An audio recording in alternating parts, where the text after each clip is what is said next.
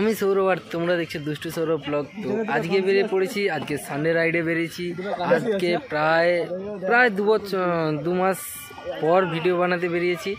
2 মাস পরে ভিডিও বানাচ্ছি। 2 মাস ভাবতে পারছি, 2 মাস মানে 8টা সপ্তাহ আমি বেরোইনি বাড়ি থেকে। আমার একটা পার্সোনাল সমস্যার জন্য আমি বাড়ির থেকেই বেরোনি।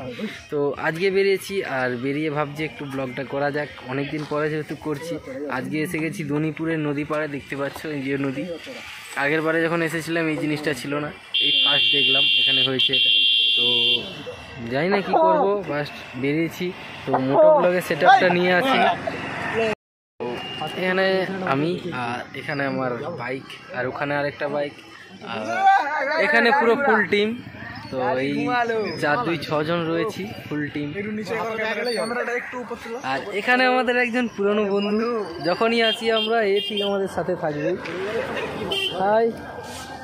তো ও আমরা এলেই চলে আসে বিস্কুট খাওয়ার জন্য, আর যেহেতু আমরা এলেই বিস্কুট খাওয়াই, ভালো করে চিনে গেছে আমাদেরকে। চাপ নেই, আমাদের এখানেও বন্ধু আছে। চলো আপাতত এসেছি, এরপরে কি করা যায় দেখছি। আপাতত যাবো, এক কাপ চা খাবো, যেহেতু শীতকাল। তো ঠান্ডাতে গা হাত পা কেমন কেমন হয়ে গেছে। তো এবার চলো যাই চা খেতে। চা খেয়ে তারপরে কি করা যায় ভাবছি। দেখতে পাচ্ছি নদীর উপর দিয়ে একটা নৌকো যাচ্ছে। জাস্ট নদীর মাঝখানে একটা নৌকা, দেখতে দারুণ লাগছে।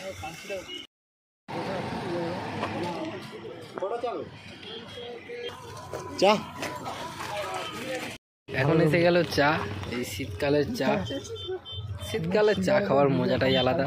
তো চলো এখন চা খাওয়া যাক। চা খাওয়ার পরে দেখো জায়গাটা, দেখো জাস্ট প্লেসটা, সাথে নদী, সাথে এক কাপ চা, আর সাথে আমি যখন আর সাথে বন্ধুরা, বাস আর কি চাই।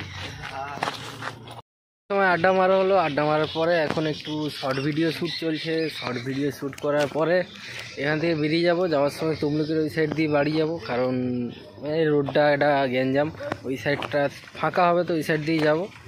আপাতত এখন শর্ট ভিডিও রেডি হচ্ছে। শর্ট ভিডিওটা হয়ে গেলে তারপরে দেখছি কতটা কি করা যায়। চলছে বন্ধুদের শর্ট ভিডিও শ্যুট। সামনে ঘুরে ফিরে এসে গেছি এখন দনিপুর ফুচকা দোকানে। শুনেছি এখানে ফুচকাটা খুব ফেমাস। তো চলো যাওয়া যাক এবার ফুচকা খেতে।